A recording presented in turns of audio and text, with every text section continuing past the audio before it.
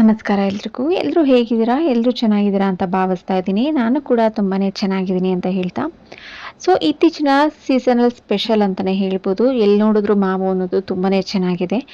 ಹಾಗಾಗಿ ಈ ಸೀಸನಲ್ಲಿ ಮರಿದೇನೆ ಈ ರೀತಿ ಮಾವಿನ ಹಣ್ಣಿನ ಸೀಕರಣೆ ಮಾಡ್ಕೊಳ್ಳಿ. ತುಂಬಾನೇ ಚೆನ್ನಾಗಿರುತ್ತೆ. ಹಾಗೆ ಎಲ್ಲ ಡಿಶ್‌ಗೂ ಕೂಡ ತುಂಬಾನೇ ಚೆನ್ನಾಗಿ ಸೂಟ್ ಆಗುತ್ತೆ. ಚಪಾತಿ ಆಗಿರ್ಬೋದು, ಪೂರಿ ಆಗಿರ್ಬೋದು, ಹಾಗೆ ದೋಸೆಗೆ ಒಳ್ಳೆ ಕಾಂಬಿನೇಷನ್ ಅಂತಾನೆ ಹೇಳ್ಬೋದು.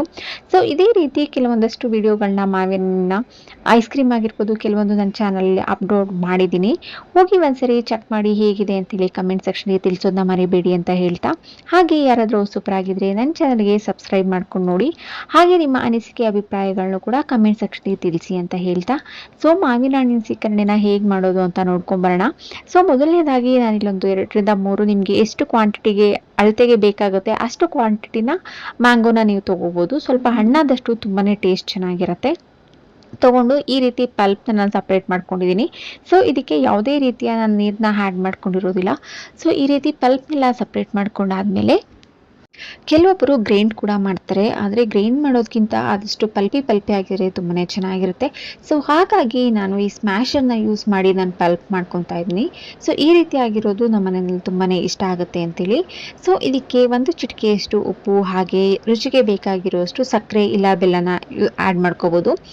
ನಾನಿಲ್ಲಿ ಬೆಲ್ಲನ ಯೂಸ್ ಮಾಡ್ಕೊಂಡಿದ್ದೀನಿ. ನೀವು ಸಕ್ಕರೆನ ಆ್ಯಡ್ ಮಾಡ್ಕೊಳ್ಳೋದ್ರಿಂದ ಕಲರ್ ಬಂದು ಸೇಮ್ ಏನಿರುತ್ತಲ್ಲ ಮ್ಯಾಂಗೋ ಕಲರ್ ಅದೇ ಇರುತ್ತೆ. ಬೆಲ್ಲನ ಆ್ಯಡ್ ಮಾಡೋದ್ರಿಂದ ಸ್ವಲ್ಪ ಬ್ರೌನ್ ಕಲರ್ ಜಾಸ್ತಿ ಆಗುತ್ತೆ ಅಂತಾನೆ ಹೇಳ್ಬೋದು.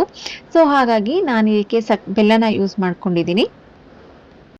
ಅದರ ಜೊತೆಗೆ ಸ್ವಲ್ಪ ಏಲಕ್ಕಿ ಪುಡಿನ ಹಾಕ್ಕೊಂಡ್ರೆ ಮುಗೀತು. ಇಲ್ಲಿಗೆ ಒಂದು ಟೇಸ್ಟಿಯಾಗಿರುವಂಥ ಹೆಲ್ತಿ ಆಗೋಂಥ ಹಾಗೆ ಸೀಸನಲ್ ಸ್ಪೆಷಲ್ ಅಂತಲೇ ಹೇಳ್ಬೋದು, ಮಾವಿನ ಹಣ್ಣಿನ ಸೀಕರಣೆ ಅನ್ನೋದು ರೆಡಿ ಆಯಿತು. ನಾನು ಇದನ್ನು ಚಪಾತಿ ಜೊತೆ ಮಾಡ್ಕೊಂಡಿದ್ದೀನಿ. ನೀವು ಬೇಕಾಗಿದ್ದರೆ ಪೂರಿ ಜೊತೆನೂ ಕೂಡ ಇದ್ರ ಟೇಸ್ಟ್ ತುಂಬಾ ಚೆನ್ನಾಗಿರುತ್ತೆ ಅಂತ ಅಂದ್ಕೊಂಡಿದ್ದೀನಿ.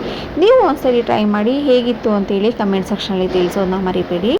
ಇವತ್ತಿನ ಈ ಒಂದು ವಿಡಿಯೋ ನಿಮ್ಮೆಲ್ಲರಿಗೂ ಇಷ್ಟ ಆಯಿತು ಅಂತ ಭಾವಿಸ್ತಾ ಇದ್ದೀನಿ.